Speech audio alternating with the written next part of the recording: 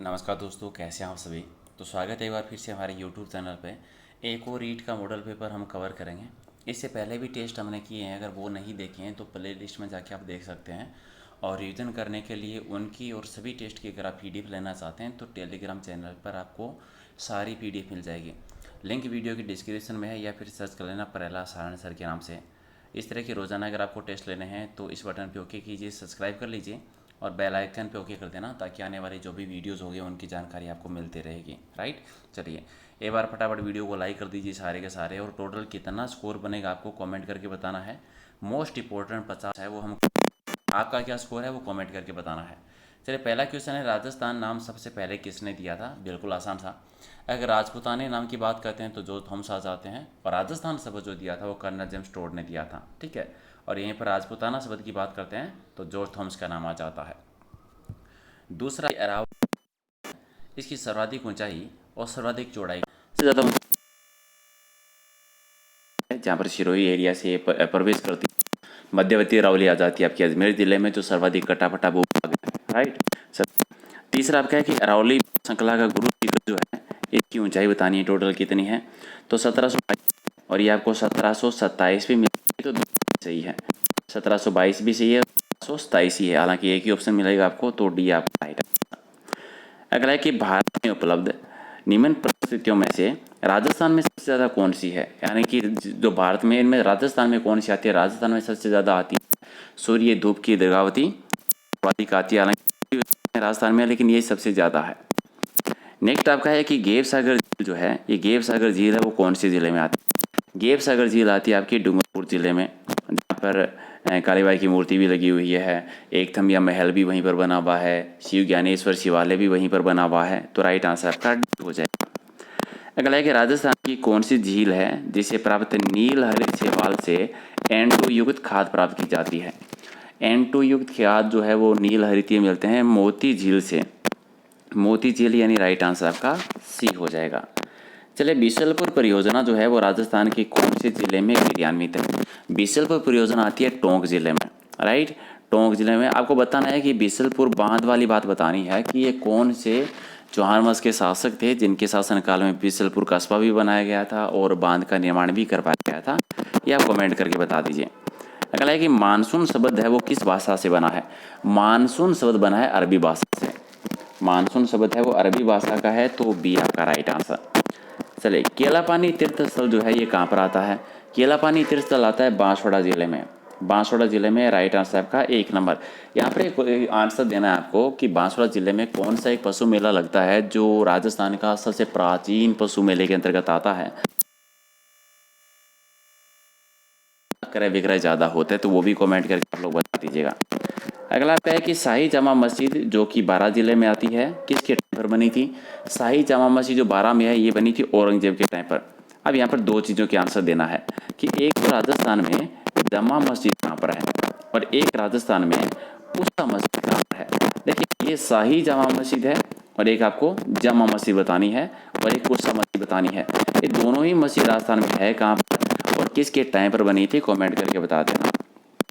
अगला है कि दिल्ली के लाल किले की तर्ज पर बना हुआ राजस्थान का किला कौन सा है। तो नाहरगढ़ आता है। नाहरगढ़ 2 है राजस्थान में, एक बारां में है और एक जयपुर जिले में है। तो ये बना हुआ है नाहरगढ़ बारां वाला। ठीक है, नाहरगढ़ बारां वाला है वो दिल्ली के लाल किले की तर्ज पर बना। जैसे तारागढ़ 2 है राजस्थान में, शेरगढ़ 2 है राजस्थान में, वैसे ही नाहरगढ़ भी राजस्थान में 2 है। एक नाहरगढ़ है जयपुर में, देखिए। ठीक है, जिसको सुदर्शनगढ़ भी कह देते हैं, महलों का दुर्ग भी कह देते हैं। वहाँ पर एक जैसे जो है वो 9 महल, आपको याद होगा, एक जैसे 9 महल बने हुए हैं। अब बताना ये है कि नाहरगढ़ में जो एक जैसे 9 महल बने हुए हैं उसका निर्माण किसने करवाया था, आप कमेंट करके बता दो। चलिए, बजरंग पशु मेला कहाँ पर लगता है। बजरंग पशु मेला भी 2 जिलों में बढ़ता है। ये बाड़मेर में भी बढ़ता है और भरतपुर में भी है। तो बाड़मेर भी सही है और भरतपुर भी सही है, तो राइट आंसर हो जाएगा ए और सी दोनों आपके। नेक्स्ट है कि बाटोड़ा का कुआं जिसको हम रेगिस्तान का जल महल कहते हैं, ये कहाँ पर है। ये आता है बाड़मेर में। अब ये बता दो कि राजस्थान का ताजमहल किसको कहते हैं। राजस्थान का ताजमहल किसको कहा जाता है। ये तो बता दिया कि जल महल, तो ताजमहल किसको कहते हैं, कमेंट करके बता दो। अगला है कि साइबेरियन सार्स के लिए कौन सा अभ्यारण्य प्रसिद्ध है। तो साइबेरियन सार्स है केलादेव अभ्यारण्य के यहाँ पर एक क्वेश्चन आता है आपका कि केवलादेव भ्याण का नाम किस देवता या किस लोक देवता पर पड़ा था, तो आपको कमेंट करके बताना है कि किस पे इनका नाम पड़ा था। चलिए, हाड़ौती पठार की मिट्टी बतानी है। हाड़ौती पठार की मिट्टी है काली मिट्टी, जो कपास उत्पादन के लिए प्रसिद्ध है। एक आपका राइट आंसर। चलिए, विकास का क्या मतलब है? विकास का मतलब होता है मात्रात्मक परिवर्तन, गुणात्मक परिवर्तन और तंत्रात्मक परिवर्तन। ठीक है, तो तीनों ही परिवर्तन जो है विकास से होते हैं, तो 3 आपका राइट आंसर। अगला है कि वृद्धि के लिए उपयुक्त कौन सा कथन है? वो गलत नहीं है। वृद्धि के लिए तो सारे ही सही है, ऑलमोस्ट सारे ही सही हैं, तो सभी हो जाएगा सही आंसर आपका 4 नंबर राइट आंसर। अगला है कि परिपक्वता प्राप्त होने पर अभिवृद्धि में क्या बदलाव होता है? बढ़ जाती है, रुक जाती है या फिर स्थिर रहती है? तो परिपक्वता के टाइम पर, ठीक है, जो अभिवृद्धि है वो रुक जाती है, तो अभिवृद्धि रुक जाती है, यानी राइट आंसर आपका क्या हो जाएगा? 1 नंबर इसका सही आंसर। चलिए, विकास से क्या अभिप्राय है? मात्रात्मक परिवर्तन और गुणात्मक परिवर्तन दोनों सही है, रचनात्मक नहीं है, तो ए और बी दोनों सही हो जाएंगे। विकास का मतलब मात्रात्मक परिवर्तन और गुणात्मक परिवर्तन। नेक्स्ट है कि 13वां संविधान संशोधन हुआ था, उसमें पंचायती राज को कितने भागों में डिवाइड किया गया था? तो त्रिस्तरीय पंचायती राज व्यवस्था लागू की गई थी 3 स्तर पर। अब यहाँ पर यह बता दीजिए 13वां संविधान संशोधन हुआ कब था और ये राजस्थान में कब लागू हुआ था, और राजस्थान में जो पंचायती राज दिवस में मनाते हैं, तो वो आपको बताना है। चलिए, राजपूताना का हेराल्ड समाचार पत्र है, उसका प्रकाशन कहाँ से होता था? राजपूताना हेराल्ड समाचार पत्र का प्रकाशन होता था राजपूताना की कुंजी से, राजस्थान के हरिदे से, यानी अजमेर जिले से। नेक्स्ट है कि राजस्थान में ब्रह्मखेड़ा गुजरात सीमा से खेतरी तक अरावली पर्वतमाला का टोटल जो विस्तार है वो कितना है? तो राजस्थान में 550 किलोमीटर है, यानी लगभग टोटल का 80% जो है वो राजस्थान में आती है। राइट, तो आपको कमेंट करके बताना है कि राजस्थान में अगर ये 80% है तो टोटल इसकी लंबाई कितनी है? टोटल लंबाई बतानी है अरावली की। लूनी नदी की एकमात्र सहायक नदी जो कि अरावली से नहीं निकलती है, और अरावली से नहीं निकलने वाली आती है जोजड़ी नदी। आप कमेंट करके आपको ये बताना है कि जोजड़ी नदी दाईं साइड से आके मिलती है या फिर बाईं साइड से आके मिलती है, क्योंकि ये भी आपका कमेंट कुछ क्वेश्चन आता है कि एकमात्र बाईं साइड से मिलने वाली नदी कौन सी है, लूनी नदी की कौन सी सहायक नदी है जो दाईं साइड से मिलती है। तो ये आपको कमेंट करके बताना है कि जोजड़ी जो एकमात्र अरावली से नहीं निकलती, एक कौन सी साइड से आके मिलती है। जैसलमेर जो राजस्थान का सबसे बड़ा जिला है, ये धौलपुर से कितना गुना बड़ा है? ये तो बहुत बार रिपीट हुआ है आपका, 12.66 गुना जो है वो बड़ा आता है। अगला है कि किस समिति की सिफारिश पर पंचायती राज लागू किया गया था, उसका नेतृत्व किसने किया था? तो बलवंतराय मेहता समिति का लागू हुआ था। बलवंतराय मेहता समिति का नेतृत्व बलवंतराय मेहता जी ने किया था, जिन्होंने त्रिस्तरीय पंचायती राज व्यवस्था का सुझाव दिया था। अब यहाँ पर आपको कमेंट करके बताना क्या है कि कौन सी समिति थी जिन्होंने 2 स्तरीय पंचायती राज व्यवस्था का सुझाव दिया था, और कौन सी समिति थी जिन्होंने 4 स्तरीय पंचायती राज व्यवस्था का सुझाव दिया था। अब ये दोनों चीज़ें कमेंट करके आप बताएंगे।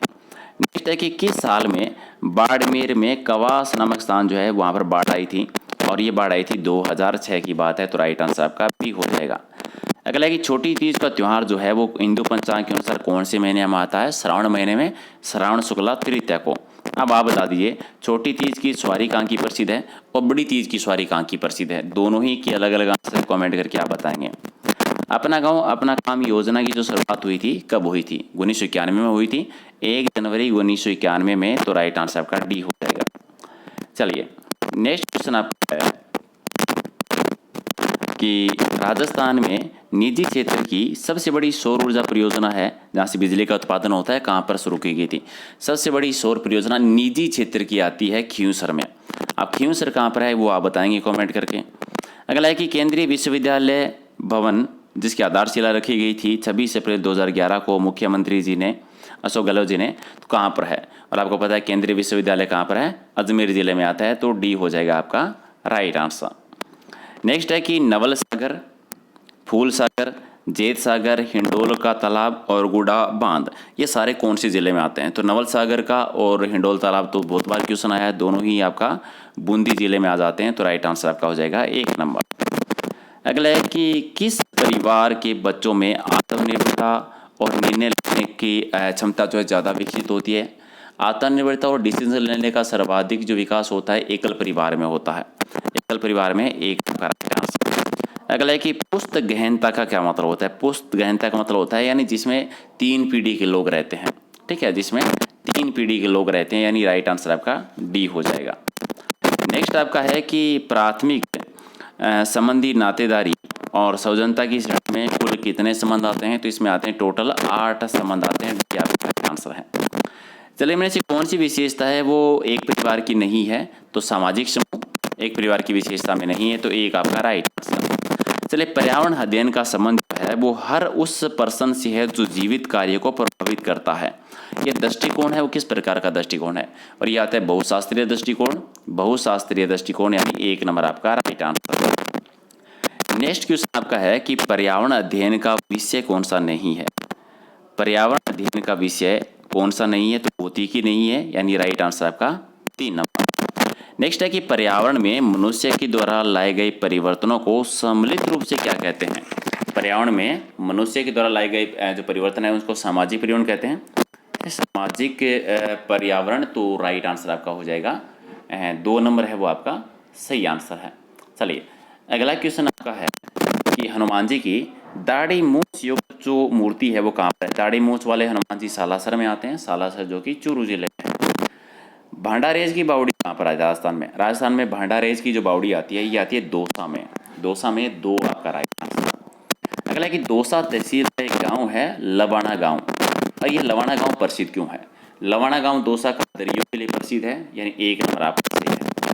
चलिए, पहाड़ों की नगरी बिल्कुल आसान सा है। पहाड़ों की नगरी किसको कह देते हैं, पहाड़ों की नगरी कहते हैं डूंगरपुर जिले को। तो यहाँ पर छोटा सा आंसर कमेंट करके बता दीजिए कि डूंगरपुर की स्थापना किसके द्वारा की गई थी। इजीली आंसर दे देंगे आप।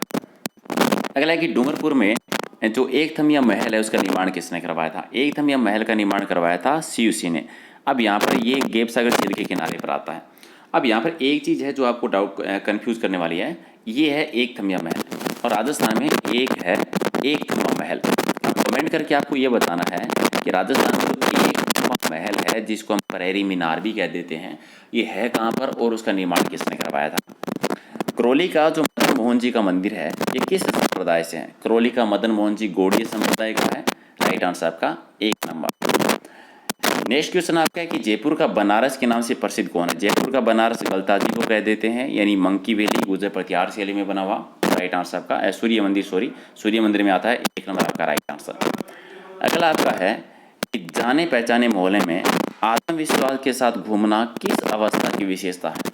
जाने पहचाने मोहल्ले में आत्मविश्वास के साथ घूमना ये इस अवस्था में आता है, तो राइट आंसर आ जाएगा आपका 3 नंबर। नेक्स्ट क्वेश्चन आपका है कि मानव के संपूर्ण जीवन काल में सबसे ज़्यादा विकास किस अवस्था में होता है, और सर्वाधिक विकास होता है शिशु अवस्था में, यानी 3 आपका राइट आंसर। बालक किस अवस्था में चलना, दौड़ना और शब्दों के द्वारा अपनी आवश्यकताओं को व्यक्त करना सीखता है या शुरू कर देता है, तो ये भी शिशु अवस्था में ही होता है, तो 3 आपका राइट आंसर। अगला है कि स्वर्ण नगरी के नाम से किसको जाना जाता है। स्वर्ण नगरी कहते हैं जैसलमेर को, स्वर्णगिरी दुर्बी कहते हैं। एक आता है सुवर्णगिरी, तो आपको कमेंट के करके बताना है कि स्वर्णगिरी कौन सा है। ये स्वर्णगिरी हो गया, तो सुवर्णगिरी कौन सा होता है। नेक्स्ट आता है कि राजस्थान की सबसे अंत में बनी हुई रियासत कौन सी। सबसे लास्ट में बनी थी झालावाड़ रियासत। अब बताना ये कि किस तारीख को बनी थी और झालावाड़ के पहले शासक कौन बने थे। ठीक है, कमेंट करके बता देना। और परिवार में पति पत्नी का संबंध क्या कहलाता है। बिल्कुल मासूम सा क्वेश्चन है, दाम्पत्य, यानी 3 नंबर आपका राइट आंसर। तो 50 में से कितने सही की कमेंट करके बता दो। और इसके अलावा अनकेडमी प्लस के बारे में जानते हो, डेली 12 बजे एक स्पेशल टेस्ट होता है हमारा 100 क्वेश्चन का। डेली ज्वाइन कर सकते हैं, 12 बजे टाइमिंग है। 3 बजे हमारी क्लास होती है प्लस पर राजस्थान की इतिहास कला साहित्य की, और 5 बजे होती है भारत के इतिहास और कला साहित्य की, तो वो क्लास ज्वाइन कर सकते हैं। इसके अलावा वहाँ पर आपको राजस्थान जीके के 10,000 क्वेश्चन मिल जाएंगे MCQs। रीट पटवारी पुलिस के लिए 10,000 क्वेश्चन के मॉडल पेपर हैं, 18,000 ऑनलाइन क्वेश्चन मिलेंगे, और 45 से ज़्यादा टीचर हैं जो आपको अलग अलग बैच कोर्स के माध्यम से अलग अलग एग्जाम की तैयारी करवाते हैं। बेसिक सी फीस लगती है, तो रजिस्ट्रेशन कर लेना। प्रहलाद सारण के नाम से आपको कोड यूज करना है ताकि 10% आपको छूट मिल जाएगी। ठीक है, तो कोड याद रखना, प्रहलाद सारण, बिना स्पेस दिए।